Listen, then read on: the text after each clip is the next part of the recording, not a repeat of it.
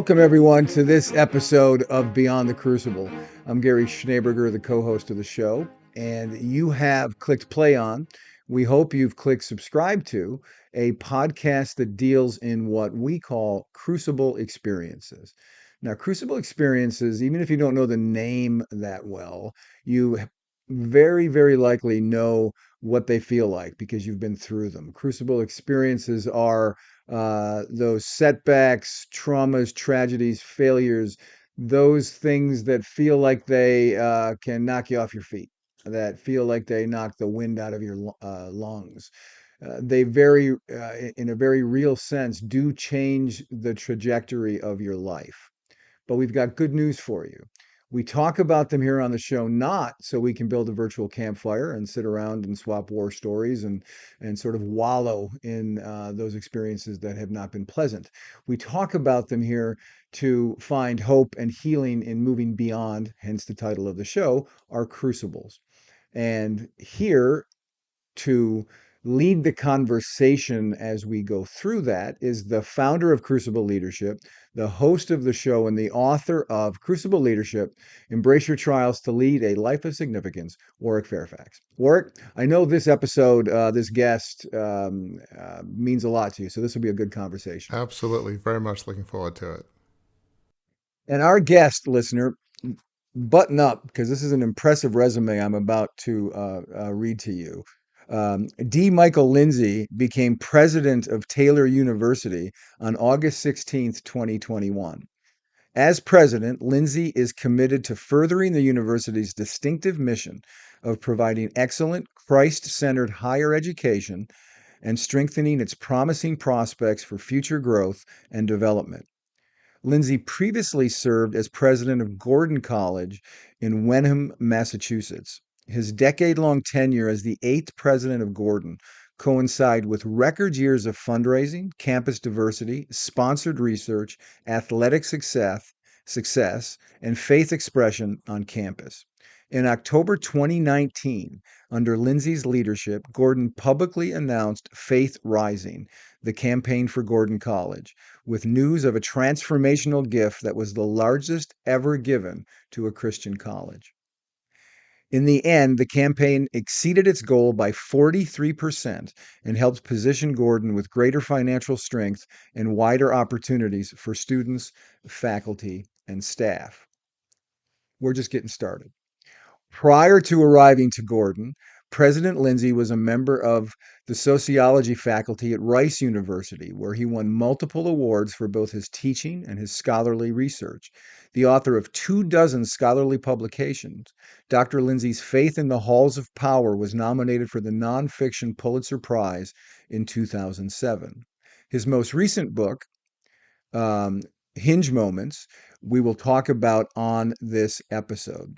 As a scholar and educational leader, President Lindsay has lectured on 6 continents and works tirelessly to create opportunities worldwide for students, faculty, and staff. He earned his PhD in sociology from Princeton University and graduate theological degrees from Wycliffe Hall, I probably got that wrong, at Oxford University and Princeton Theological Seminary. He's a summa cum laude graduate and Phi Beta Kappa graduate of Baylor University, where he has been named Outstanding Young Alumnus.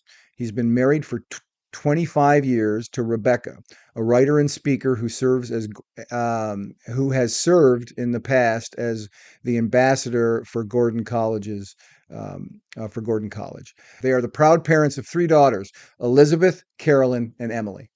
Warwick, take it away. Well, Michael, thank you so much for being here. Really excited to have you. And just for listeners, one of the reasons I'm so excited is obviously, Michael is an expert in leadership, which is certainly our passion here, but he's also the president of Taylor. I've been blessed to have 3 kids graduate from Taylor, the youngest one or the latest one last year in 2020. I've been to Taylor actually a fair bit in the last few weeks. Michael instigated the 175th commission at Taylor and anniversary of the founding of Taylor with a collection of alumni, parents of alumni, and other folks just to provide input about the next chapter in Taylor's history. I was very privileged to be at the induction ceremony with Michael as president. And this past Monday, had the great privilege of speaking at chapel at Taylor and then to a business class later on. So yeah, I love Taylor. It's a very Christ-centered, missional place with a very strong culture. So Michael, thank you so much for being here, and just looking forward to our discussion. And thank you for being the president of Taylor. I think everybody is just super excited, and we're really excited to see what God will have for Taylor in these next years. Well, we were delighted to have you at Chapel. You were wildly popular, as was your book, which were out like hotcakes after Chapel immediately. So clearly, it really struck a chord with our community, and excited to see your book get greater interest and opportunity. And I do think there's some resonance with some of the work that I've done on Hinge Moments. So thanks for having me on. So just before we kind of get started, I was fascinated by Hinge Moments because there's overlap with Crucible experiences, but yet, I don't know, I was thinking about this. Maybe all Crucible experiences have the potential to be Hinge Moments, but not all Hinge Moments are Crucible experiences. So just for the listener that might be used to the Crucible experience world, just explain the difference between the two and the basic philosophy of Hinge Moments as we get started. Well, the idea here is that all of us experience moments of significant change, inflection points in our life. There's probably, 12 to 24 of them that happen over the course of a life. The moment you meet your spouse, the moment you get your dream job, the moment your family has the first significant tragedy, all of these become significant inflection points in the larger trajectory of our life. And in God's providence, we are prepared for and respond to those changes over months or seasons of transition. So Hinge Moments is really talking about the process whereby we navigate change and maximize transition for both our greater good and the wider good in the communities where we find ourselves. I think you're right. Every crucible moment is a hinge moment, but not every hinge moment is crucible. So not every change that we experience occurs in the furnace of challenge or intensity. Sometimes it's just great joy and delight. But, average American has 73 million minutes that we will experience in life. And yet probably there's 24 of them that have an outsized impact on the trajectory of the rest of our life. Yeah, and just reading your book and story, it's amazing how, and you talk in your former book, View from the Top, about platinum leaders, some of the best leaders for profit and not for profit, how the best leaders navigate the hinge moments exceptionally well. Maybe that's part of one of the hallmarks of a great leader, which is fascinating. So yeah, I want to drill down on hinge moments, because that's your perception that the ability of the platinum leaders to tackle hinge moments is sort of like off the charts, it would seem. That's right. I studied 550 senior leaders, did interviews with, Presidents Bush and Carter, cabinet secretaries like Condoleezza Rice or Colin Powell, who recently passed away, CEOs of the largest companies and largest nonprofits, presidents of Harvard, Stanford, and Princeton. And out of those 550 interviews, I concluded all of them experienced hinge moments, and a disproportionate number of them handled their hinge moments very well, which allowed them to recover from challenges, mistakes, failures, or stumbles, but also to maximize opportunities when they came along their path.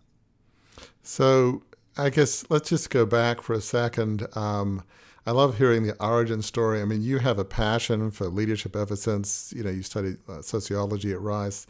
Where did your passion for leadership and understanding what makes leaders great? That's, why did you decide to pursue that? Because obviously you're an exceptionally bright person and could have pursued a number of different disciplines, but why leadership? I find almost all of our academic pursuits are biographical, a bit in nature. Mm-hmm. My dad was president for PGA of America in the golf industry when I was growing up. My mom was head of an independent school in my hometown of Jackson, Mississippi. So both of them were leaders in their own right. And I think sitting at their dining table, hearing the conversations they would have in person or on the telephone, sort of piqued in me an interest of both the challenges and opportunities of what it is to lead an institution. As a sociologist, I really believe in the importance of organizations and institutions and the vitality of having great leaders in those positions of responsibility.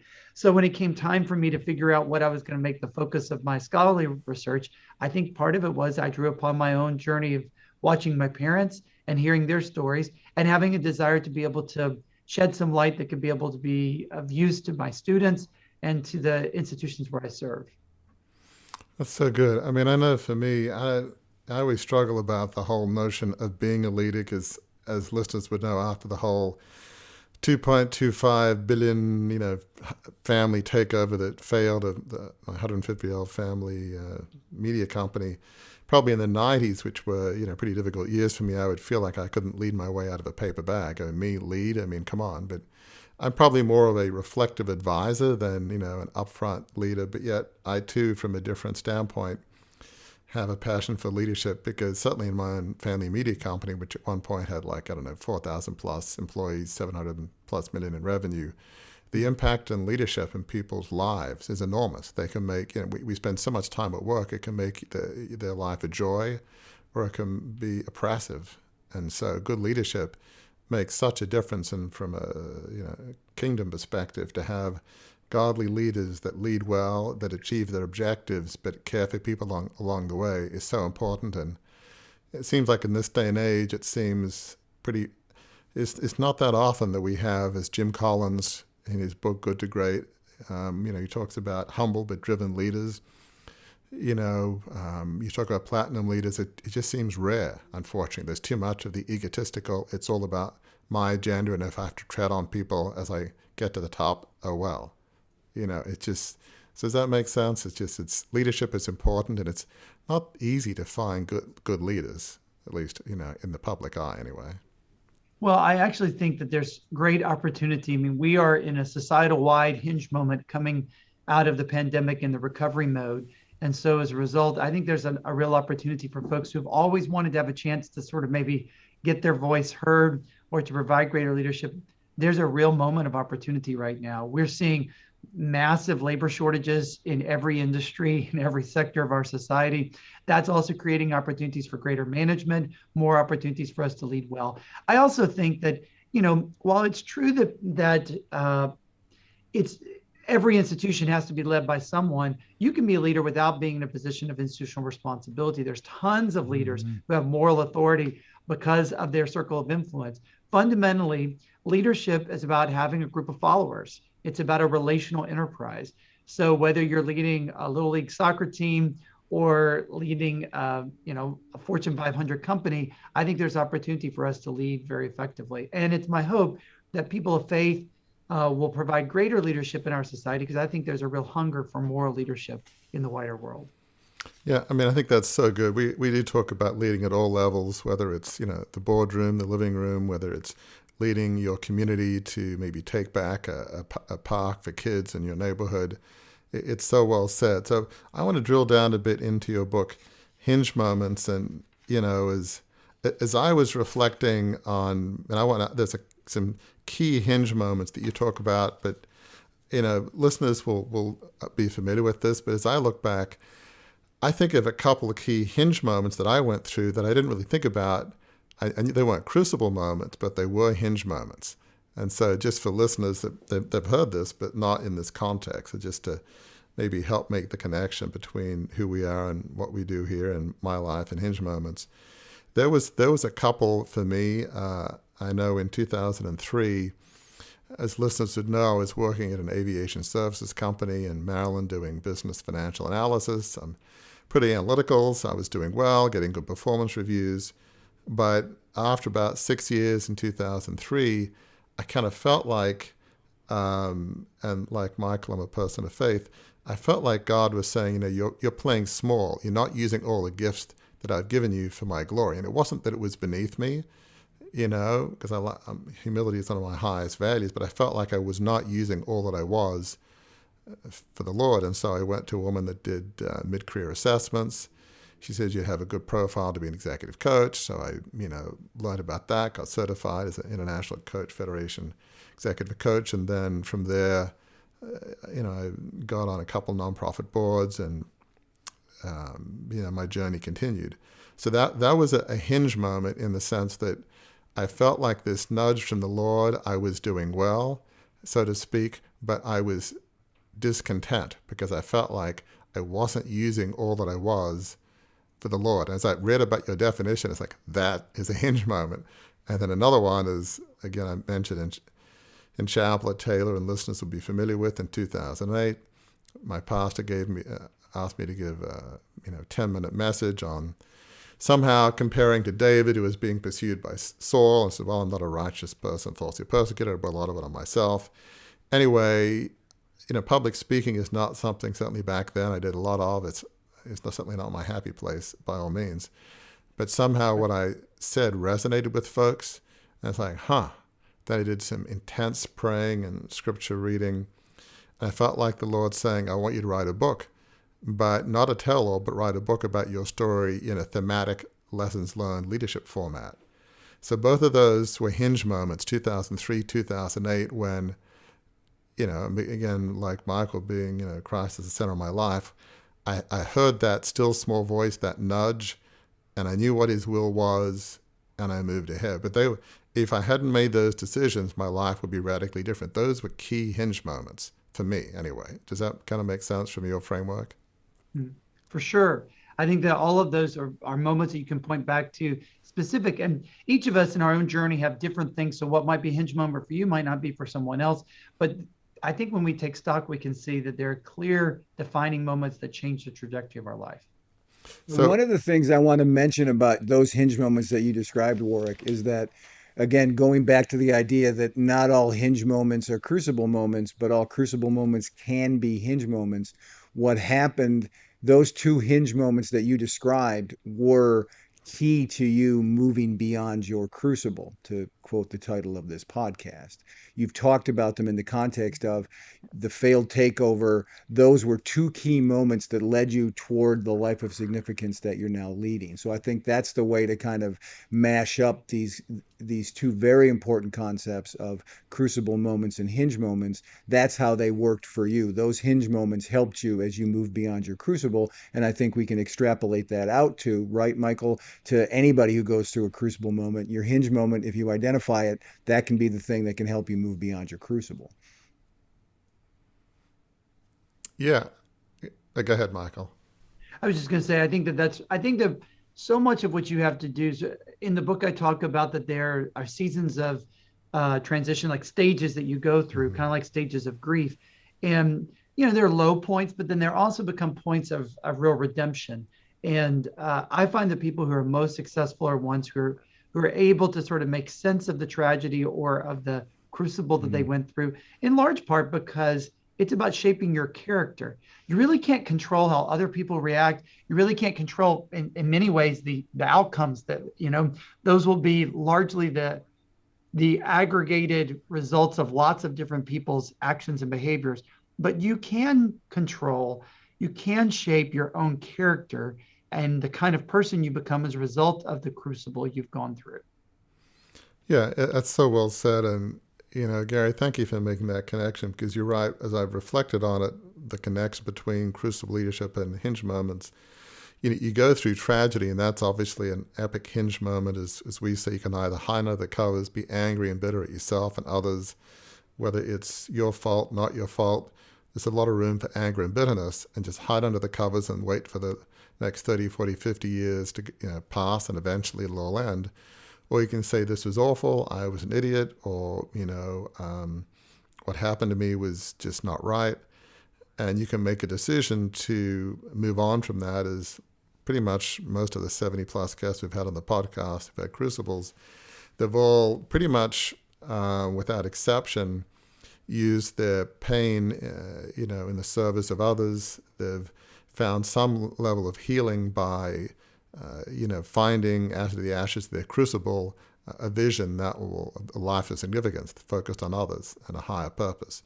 But as I look at hinge moments, as you try to move out of the depths of your pit, those hinge moments help you achieve your life of significance quicker, better, more true to who you are and your values, if you just listen to those key moments. If you're a person of faith, it's listen to the Lord. If you're some other perspective, maybe it's your kind of inner soul. But hinge moments and managing them well a key to getting out of that pit quicker and faster and achieving your vision. I mean, it's critical to me. So I want to go through each of the kind of 7 chapters, but you have your own incredible hinge moments, and you write about it in the book, and you're obviously open about it. And there's a couple in particular. You're studying at Rice, or you're a Rice sociology professor. I'm not sure you're even yet 40, maybe close. And some recruiter comes to you and says, hey, there's a job open at Gordon, but you weren't like, great, sign me up, let's go. That was a hinge moment. And you handled that obviously well, but not everybody would have made the decision you did, or they might have said, I'm young, and I love where I am in Texas and Boston, and I don't know. So talk about that hinge moment, because that was certainly one of the early critical moments that changed the whole trajectory of your life. So I was a faculty member at Rice, and I thought I'd be there my whole career. It's a great institution, lots of resources, and things were going really well. A search consultant called and said that they were working on the presidential search at Gordon and wondered if I would be considered. And I said, I really appreciate it, but I have a whole pathway in front of me. I need to become a department chair and maybe a dean and then a provost. And, maybe I would do that down the road, but I think it's probably 10 to 15 years from now. And he said, well, would you just pray about it? And I said, sure. And I probably prayed a couple of times, but not very seriously about it. But a month later, after that initial call, my 32-year-old cousin was killed in a car accident. And I was very close to him. He was like a little brother to me. The family asked me to deliver the eulogy at his funeral, which I did. After the funeral, we loaded up the kids and started driving back to Houston. And it was a Sunday afternoon, and I was driving along. The kids were taking a nap, and it was quiet in the car. And I began thinking about my cousin. His name was Trent, and he died about 6 weeks before Christmas. And I wondered, what did he plan on getting his kids for Christmas that year? I knew that he was a planner and probably had some great ideas. I knew also that he was hoping for a big promotion at work, and I wondered how close he was to getting that, how far along was that. And then I got to thinking about his life and wondering, what does he want to do, 10 to 15 years from now? And the minute that question went across my mind, I instantly thought of that conversation I'd had a month earlier with a search consultant who had asked if I would be interested in pursuing the presidency. And I said, maybe in 10 to 15 years. It just dawned on me in that moment, we are not promised tomorrow. Live our life as if we're in control, when in fact, we're really not. And that was a moment of great conviction for me, because throughout my life, I had said I wanted to be open to doing things, even if it wasn't always my idea. I wanted my faith to really drive who I was. So the next morning, I called the search consultant and said, I don't know if you're still looking, but if you are, I'd love to be able to throw my hat into the ring. Never thinking I would get it, just thinking it'd be a part of my own growth and development. But over the next 3 months, the process moved forward, and in the end, I was selected. And I really think that my cousin's death, in some ways, was redeemed in a small measure by my own sense of calling. I mean, I still greatly miss him, and it's a tragedy that he died so young. And at the same time, we have to use tragedies that happen in our life as a way of sort of signaling to us how we might grow and develop. And I'm very grateful that that became a hinge moment in my own life that put me on a trajectory of pursuing positions of institutional leadership.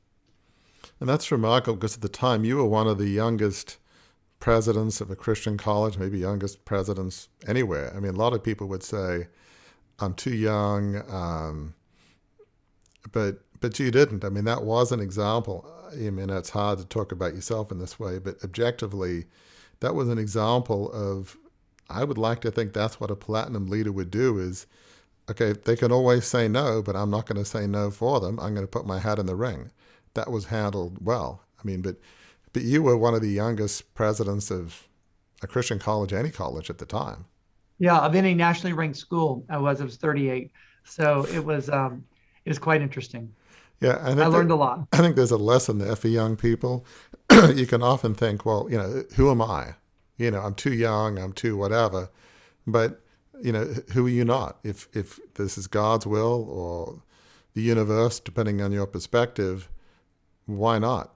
Don't let fear or I'm too young or too whatever to count you out. And that's a huge lesson. And so then let's shift to the next, or one of the next big hinge moments. You've been at Gordon College for 10 years. As we heard earlier, record fundraising, things are going great. You love the area. I mean, listeners know I went to Harvard Business School, and I had parents of my friends that had a place in Cohasset, which is on the South Shore of Boston. Love the area. I could totally get why you would want to live there forever. It's a beautiful area. Winter's a bit cold, but, it's a nice place. But yet, some folks came knocking on the, well, let me pause for a second. So this is a classic hinge moment. You were doing well, but yet you were feeling some level of discontent. But yet everything was going so great, which seems like it's a classic hinge moment. So talk about, even before Taylor came knocking, talk about that hinge moment at Gordon College. I was feeling a little restless. Arthur Brooks, who had been the very successful president of the American Enterprise Institute, came and spoke for an event we did. And in it, he talked about his decision to step down after 10 years on the job. And I got these butterflies in my stomach. And I went home that night and I said, why was I nervous for him? He's made his decision. It doesn't really affect me. And my wife said, well, maybe you're realizing that your 10 years at Gordon will come to a close next year. And you're wondering if the same thing might be in your future. I said, oh, that's a crazy idea. I can't imagine that. Then a couple of months later, I was working on the manuscript for Hinge Moments, and I was rereading every single interview I had done. And I came upon this interview with Bruce Kennedy, the CEO of Alaska Airlines. I had long forgotten, but in his interview, he talked about the decision for him to step away from the CEO job after 10 years on the job. And as soon as I saw those words on the page, my heart started beating fast and I got the butterflies back in my stomach. And I realized, well, there is something about 10 years that maybe is standing out. And over the next 6 to 8 months, I prayed, I thought, I reflected a great deal. And in the end, I concluded, many of the things that I set out to do, I've actually accomplished. One of them was a very significant reduction in the cost of a Gordon education. And it takes a long time to reduce expenses and to grow revenues to get to a place where you can do something significant. And last fall, we were able to announce a 33% reduction in the sticker price and a reduction in the actual price for every single student. And so that was a big deal. And I just realized that I thought perhaps it was time for me to do something different. And it was upsetting and nervous because I've never stepped away from a job without having another job. But I really felt a confirmation that that was the right move. And so I went to my board and they said, oh, you just need a break. Let's sign you up for another 5 years. I really appreciate that. But that actually wasn't really what I felt. And so I stepped away without really knowing what would happen. And it was scary for several months. I mean, there were moments when I thought, will I ever get the job that I love again? Will I ever get a chance to do something that meaningful? But I'm also living proof that there are many roles, there are many paths that we can take. And I think if we're open to God's leadership and trying to be responsive when we feel those hinge moments are occurring in our life, that restlessness, that holy discontent can be a way in which the Lord prepares us to move on. And by the time I had the opportunity to assume the Taylor presidency, I felt really confirmed in what I was doing. And I'll just say, I'm very happy, very satisfied. I feel like it's a great fit for what I bring to the table, what the institution needs. And we're really thrilled to be in Indiana. Yeah, I mean, there's so many lessons there of just things are going well. I mean, just what you said, to reduce the sticker price and the actual cost of education at any college, or certainly a Christian college, that's hard to do. I mean, people don't appreciate as much as you certainly would. There are certain fixed costs. It's not like professors, teachers in general get paid an enormous amount. There's a lot of better ways to earn money if that's what your goal is in life. That's purely your goal. So that and it's not easy in a Christian college to fundraise. If you're part of some, like where I went to school, Harvard Business School, most of the folks that graduate there, or many of them, become CEOs and therefore earning massive amounts of money.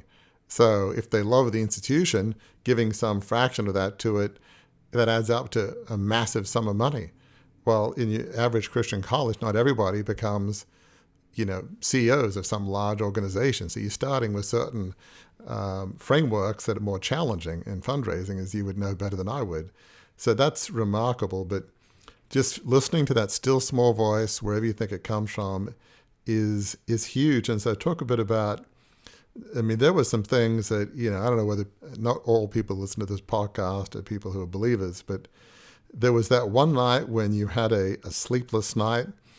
And, talk about that whole thing with Taylor, because at first I think you weren't totally sure, is this where I'm meant to be? But there was this strange double confirmation for you and the Taylor Board of Trustees that's like, it's just eerie hearing the story. So tell listeners kind of about that fateful sleepless night, if you will. Well, in February, I was blessed to have 3 amazing opportunities of where we might be able to go. Taylor was one of them. And I was actively trying to consider possibilities. I had a video call with a woman named Heather Larson, who's on the Taylor board and was on the search committee. And she talked about her experience as an undergraduate. And it was just riveting for me to think about maybe this would be a possibility. And I was really captivated by some of the things she said. I went to work on Monday, didn't think a lot about it, got home that evening, had dinner with my kids. Got into bed and I began thinking about that conversation and wondering what was going on. And I couldn't sleep because I just kept thinking about Taylor and what she had said and some possibilities.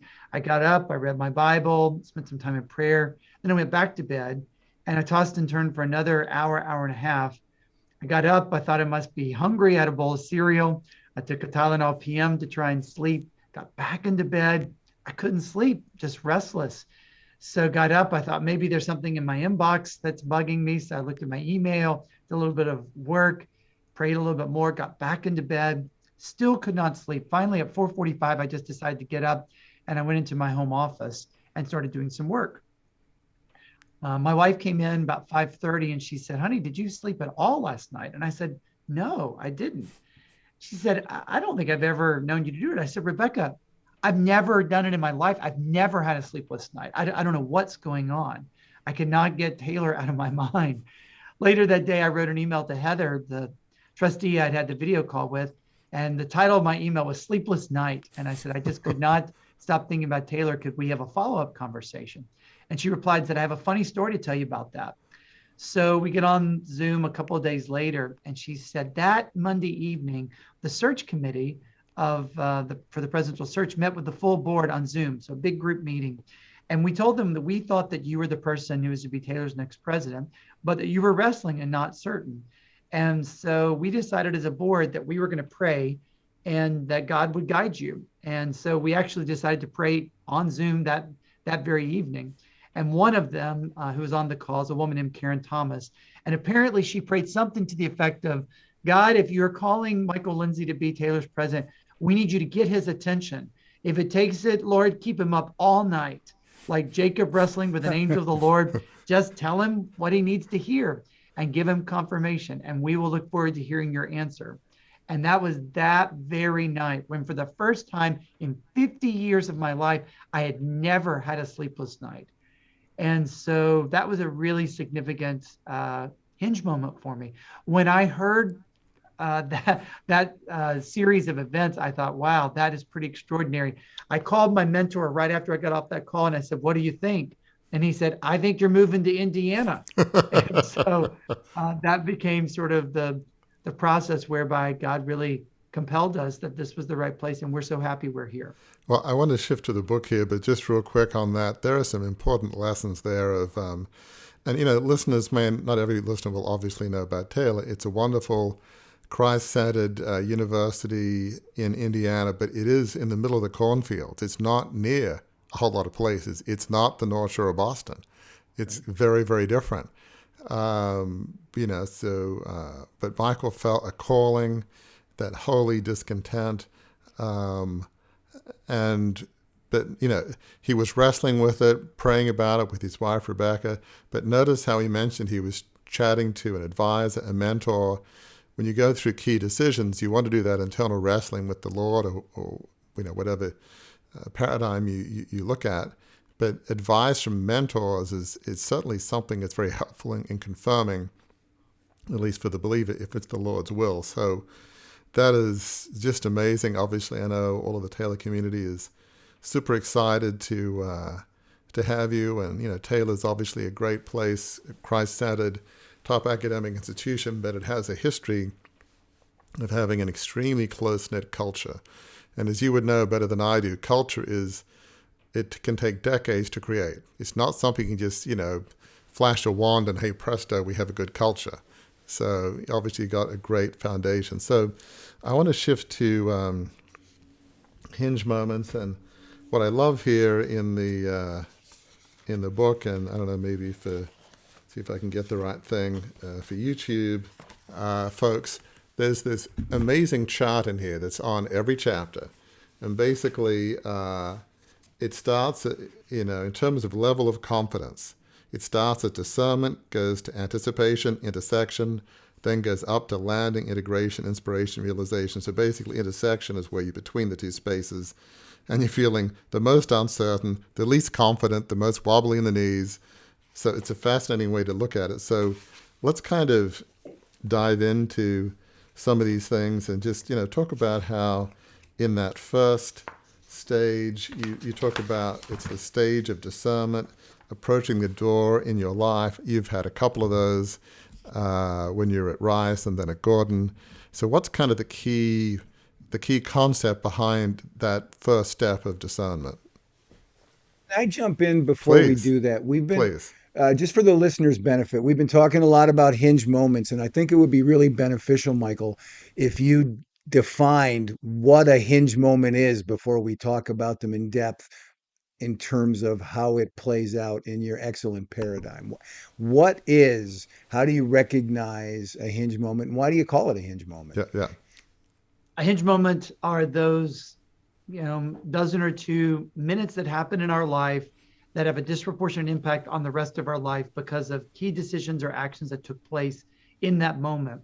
They, like the hinge of a door, open up doors of possibility or close other doors of possibility because of the impact of them. And oftentimes they have a directly personal effect on us, but they can include not just your family life, not just your love life, but your professional life, as well as wider world events. So for some of us, 9/11 was a hinge moment that forever changed your life. And for others, it was just another minute that changed our world, but didn't directly impact us. So hinge moments oftentimes are disproportionately impactful on us as individuals, and they begin to reshape who we are. So as Oric says, there's 7 stages of transition that we go through. And you start at a relatively high level of confidence, but then you begin to discern either through that sense of restlessness, what I described as butterflies in our stomach, sweaty palms, or maybe it's dreams we have at night or conversations that we have or intuition that we feel. We begin to discern or anticipate that a change is on the way. Then we begin to sort of lose confidence because we begin to think, I thought my life was going in one direction and maybe it's going in a different direction. And actually it continues to slide down until you get to sort of the low point of confidence, what I call the intersection phase, the liminal moment. Liminal is sort of a word that's taken from the Latin word, which means threshold, when you're literally between 2 rooms or 2 seasons or 2 chapters of your life. You're leaving one and you're starting another, but you're sort of in this betwixt and between phase. That's the hardest time. And it can last a matter of a few days to a matter of a few years when you're dealing with the death of a spouse or the loss of a child. And you are really sort of coming to grips with that. But then over time, we begin to sort of find our way into a new room, a new season, a new chapter. We become integrated into that community, and we begin to feel like we have got a way of making sense of it. And as we become integrated into landing in this new space, making new friends, developing our own sense of calling, and then eventually we get this opportunity where we become a source of inspiration for other people. And at some point in time, whereas you started at this level of confidence, you go through a low point, you actually rise up to a higher level of confidence on the other side when you realize all of this is about the development of your character and opportunities for you to sort of grow and develop. And so you discover maybe you're not going to be managing the family business that you thought you were going to do in Sydney, but instead you have a new sense of calling. And in many ways, it's one that is even more meaningful because you've actually gone through some of the difficulties or challenges that make you a stronger, richer, better person. And so these hinge moments go through these 7 phases of transition that in the end, on the other side, we're a better person because of it. Boy, that's so well summarized. Wow. So I guess that, discernment is sort of an interesting phase. You talk about being prepared, and we'll get to in a later chapter the virtues like humility, courage, and self-control. And so that first step of, you talk about silence and meditation, self-examination. So when a potential opportunity comes, there's that phase of both internal discernment as well as seeking counsel. So these are really the best practices of when an opportunity comes knocking, what's the best process of figuring out whether to say yes and then move into it? Because there's bad ways to handle it, but this is sort of like, from my perspective, the best way. So talk about some of those in those early stages. I love that phrase you say, respect your restlessness and seek counsel. So talk about why that's just so important in those early stages. I think one of the things that's important is that we have to sort of go between 2 poles. One is immersion and another is isolation. And I think that you have to do both of those things when you're really discerning things. Immersion means you're getting fully into the context. So maybe it's that you pay a visit to the place where you think you might be working, or you spend a long weekend walking around the community where you think your new house might be, but you're fully immersed in that. But you also have to, what Ron Heifetz has called, get on the balcony. You have to be able to pull out and in moments of isolation. So that might be a quiet walk on the beach, or thinking alone while you make a long run, something that gives you an opportunity to really contemplate and to get alone with yourself. So you have to do both of those kinds of things in the discernment, both immersion and isolation.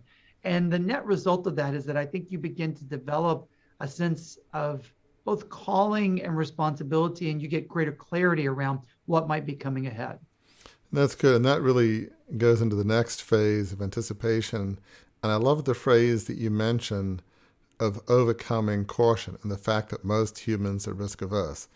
I mean, I certainly am. I like to think I'm a relatively fearful person, but fortunately for my mother, who is a very strong-willed, force of nature kind of person, I get some pretty high degree of perseverance and conviction. So once I feel like this is what the Lord wants me to do, my conviction and perseverance tends to overcome my natural caution. So that's a bit of a yin-yang kind of thing that I have to go through.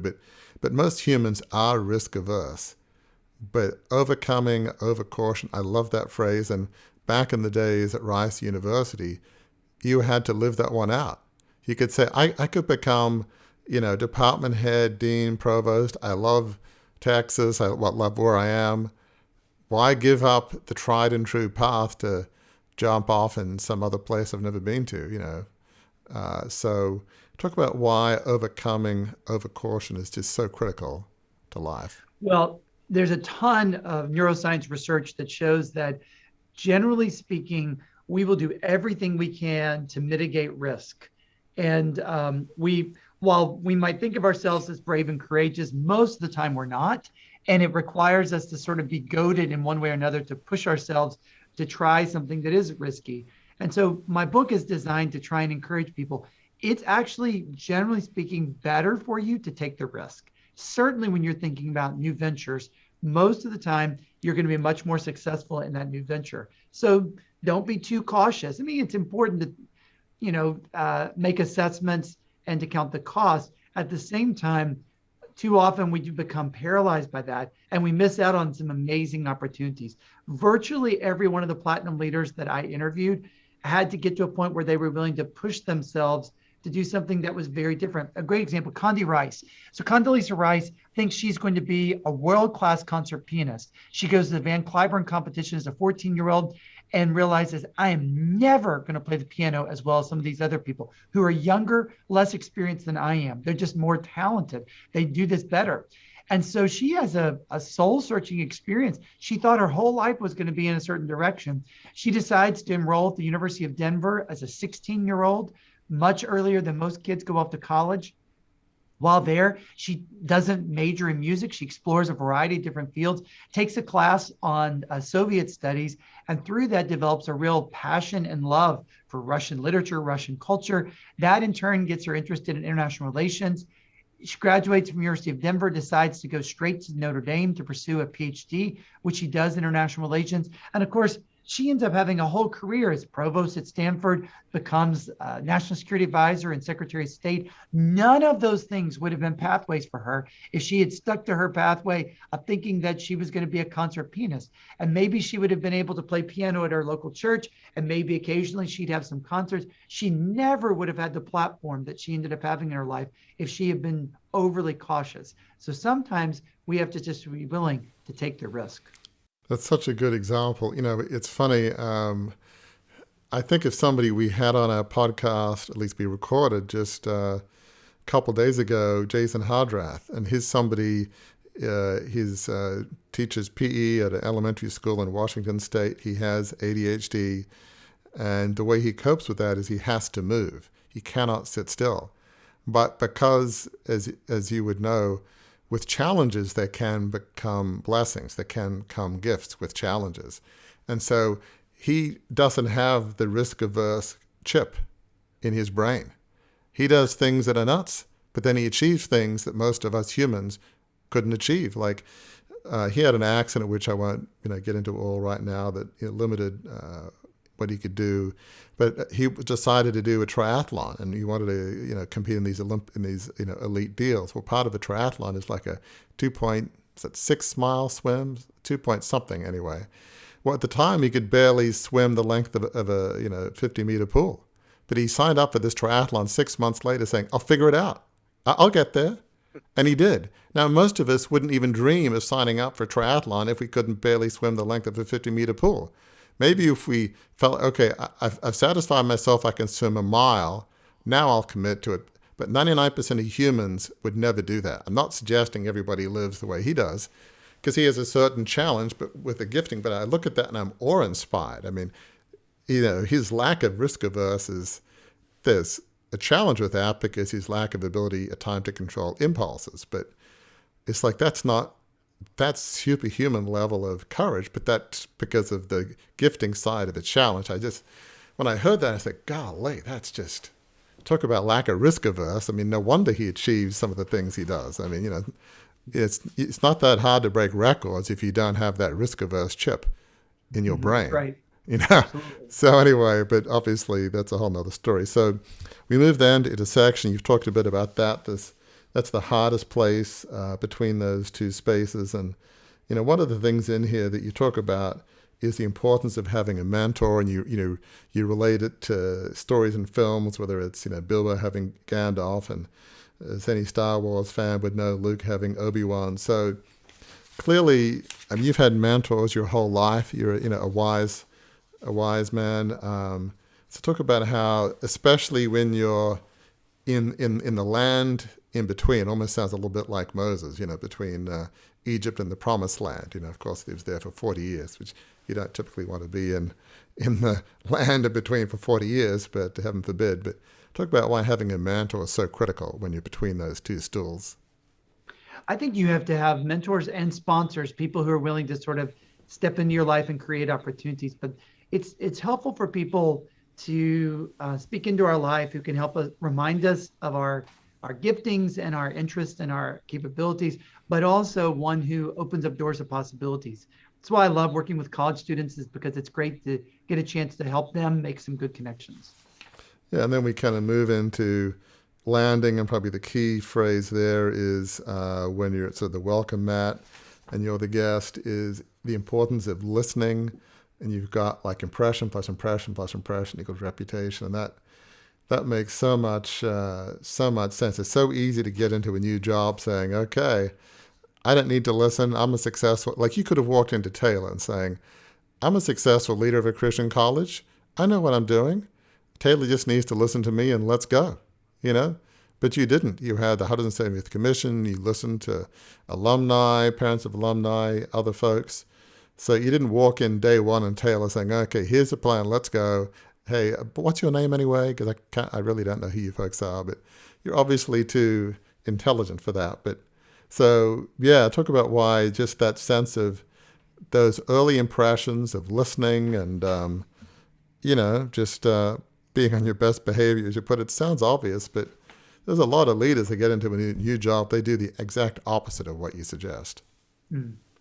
Well, I think experience is the best teacher to us. And so, I've made tons of mistakes along the way. And the benefit of a second presidency is it's a chance to reset and to learn from things and hopefully do things a little bit better. I certainly have benefited so much for being part of this community and to learn from the wisdom of other folks. And I also think you get to a certain point where you don't have to prove yourself. You're pretty comfortable in your own skin. I think that becomes a sign of leadership maturity. And certainly, I think your crucible moments that you experienced had a way of, through the refining fire, helping you to become a place where you don't have to prove yourself, but instead you become an opportunity to learn, grow, and hopefully invest in other people. Well said, well said. And then we move into integration where, you've got to be vulnerable, you've got to be trustworthy and trusting of the people, which is obviously, being trustworthy and trusting your team is obviously is so huge. I mean, that kind of makes abundant sense. And then kind of somewhere to dwell as we kind of in our remaining minutes. Chapter 6, the hinge, inspiration. This is where you really unpack the concept of the hinge, and you mentioned that, and people might be familiar with the phrase cardinal virtues. You talk about how the word cardinal is from the Latin word meaning hinge, and just the importance of having a very strong hinge. So really, let's sort of dig into that one a little bit about, the importance of having, as you put it, a reliable, robust hinge when hinge moments come. So talk about why that's just so critical. I think all of us have a set of values that we live our lives by. It orients our priorities, how we spend our time, how we spend our resources. Not everybody takes the time to enumerate what those values are, but I think each of us have a set of them that are really guiding us. And so the book tries to lay out, there are 4 cardinal virtues that have been around for, millennia and shape who we are, whether it's justice or self-control or a real commitment to trying to pursue wisdom that might be true in our life, a variety of different values that help shape who we become. And I would just say that to all of your listeners, it's important to use the hinge moment as a chance to say, okay, what are those key principles or values that really matter to my life? And then how do I live by them? Because when you get to the end of life, people are not going to give a eulogy based upon all of your bullet points of your resume. They're going to just talk about your character. So what is your character and how did you live it out? Yeah, that's so important. I mean, we talk about in Crucible Leadership, and we have a broad audience. I'm clear about my faith in Christ, but I say, leadership needs to be anchored in fundamental beliefs and values. It could be a religion, a philosophy, a set of values. And then importantly, beliefs are important, but they need to be acted upon. So from our framework, that's character, which is beliefs acted upon. And like in James, it talks about faith is good, but, deeds is where it fleshes itself out. And it's obviously, for the believer, it's still saved by grace, but if you really believe in what you say you believe, it will shape your character. Otherwise, there's a question about whether you believe it in the first place, at least from a Christ-centered perspective. But that is so good, as just, even before those hinge moments come, just understanding what your values are. And you talk about, prudence and fortitude, temperance, justice. I love how you define justice, I guess from, is it Cornell Westy somewhere? What love looks like in public, justice. That I haven't heard that. That's a brilliant definition. And then, we go to the last one, inspiration. Can I back up a second? Please. And stay on Hinge for a minute? Absolutely. Because Absolutely. I think it's fascinating, Michael, that you use Hinge as the metaphor, because hinges are interesting. They're sort of hidden, right? It's the least important part when we're going through a door. We don't think about the hinge, but if it wasn't for the hinge, we wouldn't get through the door. That's right. Hinges also are um, metal, usually. They're susceptible to rust. They're susceptible to the nails falling out. They need a little care. Um, what does it look like metaphorically if our hinges rust in our lives? What is that Mm, like, and how can we prevent it? Because I think that's mm, critical to part of what you're saying is to keep those hinges well greased and well oiled.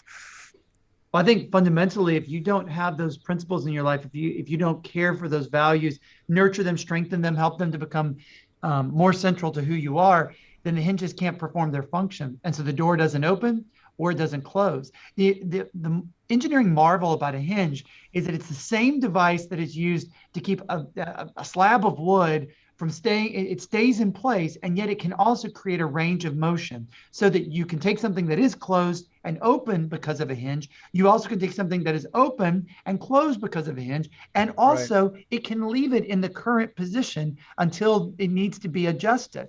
That's an engineering marvel that a little device like that can do all three of those things well. But if the hinges are rusty and if they no longer function, you're going to find that either doors that need to be closed in our life, because there's certainly necessary endings that we all have to experience in life, that won't occur, or doors of opportunity that need to be opened, they won't be there, or the things that are supposed to stay open suddenly become closed, or things that become closed suddenly become open. It actually changes the trajectory of your life for all the wrong kind of reasons, which is why Mm. you have to really care for those hinges so that they can be sustaining over the long haul. yeah, and that's such a good point, and thanks for making that excellent point, Gary. I mean, having good, robust, rust-free, well-oiled hinges based on the fundamental values that you have in life, and we all have values. I mean, I talk about in the book humility and integrity, probably my two highest values, along with authenticity and vulnerability. But probably integrity and humility are my number ones. It helps you make better decisions when those hinge moments come. And I think it's easy to look back in life, and as you rightly say in the book, life is better understood looking backwards. Unfortunately, it's not easy to look forwards, but that's why we have faith, because the Lord understands the plan, and we just have to say yes one step at a time when he gives us that next step. But as you look back on those two key hinge moments for you, whether it was Rice University or being at Gordon, you had a robust hinge. You knew your, cardinal virtues. You had mentors that you could talk to. You had all the process and systems in place to make good decisions, and you had the power of prayer. You had, the right system set up to make, it's not foolproof because we're human, but to make good decisions. And so you made a decision that many wouldn't have. Many would have stayed at Rice, most maybe, at that age, just objectively speaking. And many might have said, look, let me shoo that holy discontent thing out of the way. It's Gordon. They have high confidence in me, the Board of Trustees. We're doing well. Record fundraising, lower tuition. I could just coast here for the next 10, 15, 20 years, and life is good. Why would I want to leave a good thing? Who does that? Most wouldn't. They would stay there forever. And, you probably could have. But yet you decided not to, and it was only because of how robust and rust-free your hinge was. So thank you for kind of bringing this back to that, Gary, because it's, to make good decisions, you need good hinges. And I feel like, why would you leave on the table what the Lord would have for you in life? If you're a believer, you'll still go to heaven and all. And if you're not a believer, you could still have a great life. But maybe there's an optimal path that you're missing out on. Why miss out on that optimal path of even greater service and joy and fulfillment? Why do that? By navigating your hinge moments well, you will be open to some of the most exciting, fulfilling experiences you could possibly have. So, now's the time to oil the hinges, figure out your own cardinal virtues. And I'm an executive coach at heart, so whatever that means to you, every person has the God-given right, from my perspective, to figure out their own path and their own virtues.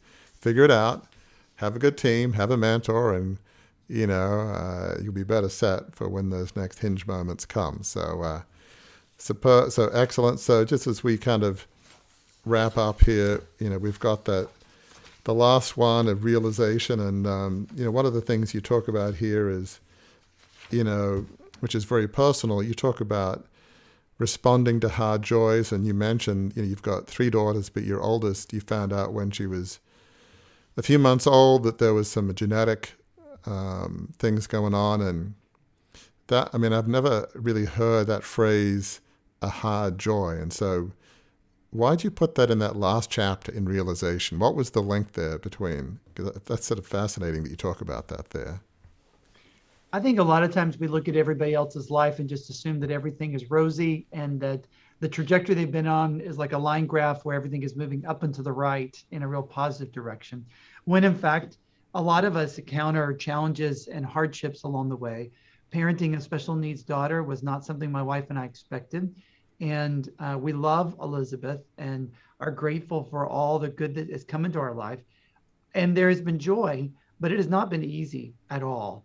And caring for Elizabeth is an all-consuming part of our family's calling.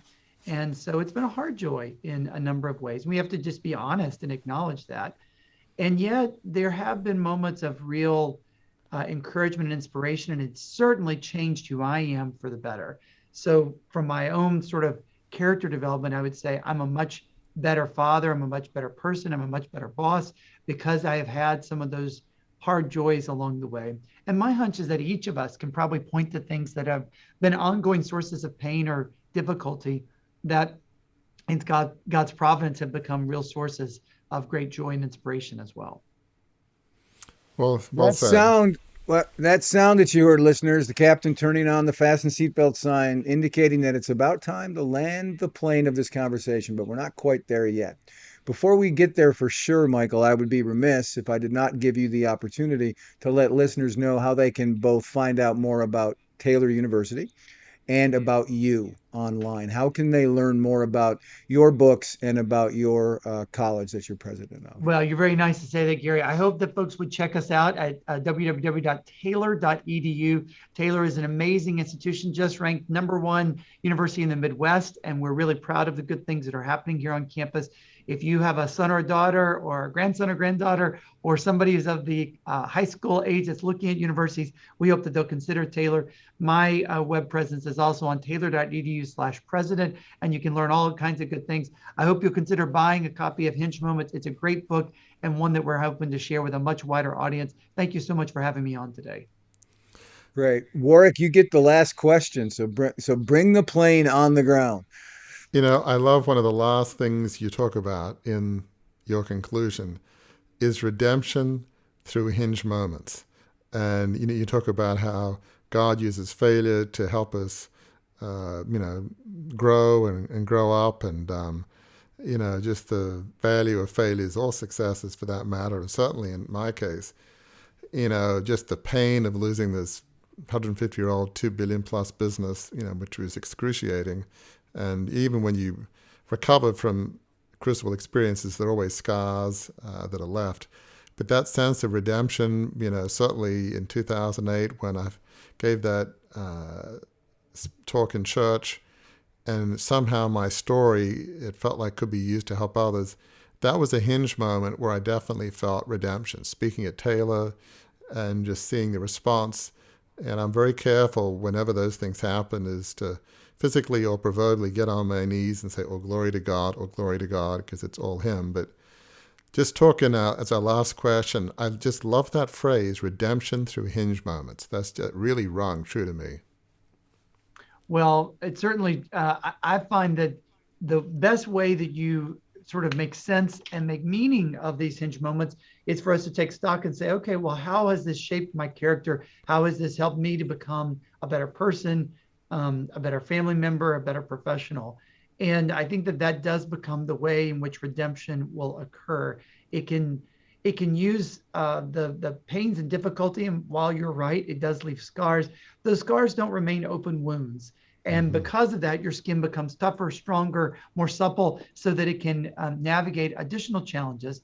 And I also find that generally speaking, we rise to the level of the challenge, whatever it might be.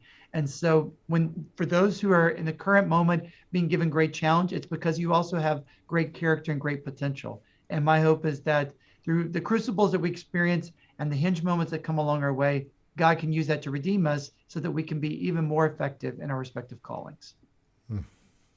I have been in the communications business long enough to know when the last word on the subject's been spoken.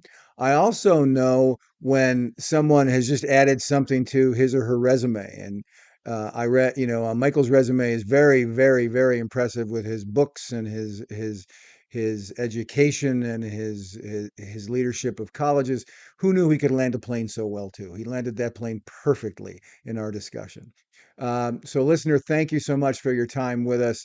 As you wait around for the next time, which comes in a week, if you're listening to this episode when it comes on live, you have homework. And it makes perfect sense to have homework because we're talking to a college president. You have homework, and the homework is this: make certain that take the time in the next week to make sure that your hinges are in operable order. Oil them, make sure that the nails are there. Make sure that there's not any rust on them. Really dig into, find out, identify your hinges where they are, and make sure that they're in working order. And then, until the next time we're together, please remember that we do understand your crucible experiences are painful. They do change the trajectory of your life. All of us have experienced them. You have experienced them. But we know through our own experience and through the experience of guests like Michael and other folks we've had on this show that your crucible experience is not the end of your story. In fact, it can be the beginning of a new chapter in your story, which can be the best chapter in your story. Because when you learn the lessons of your crucibles, when you embrace them as hinge moments to walk to something new and better, they can be the best chapter of your story because where they lead at the end of the day is to a life of significance.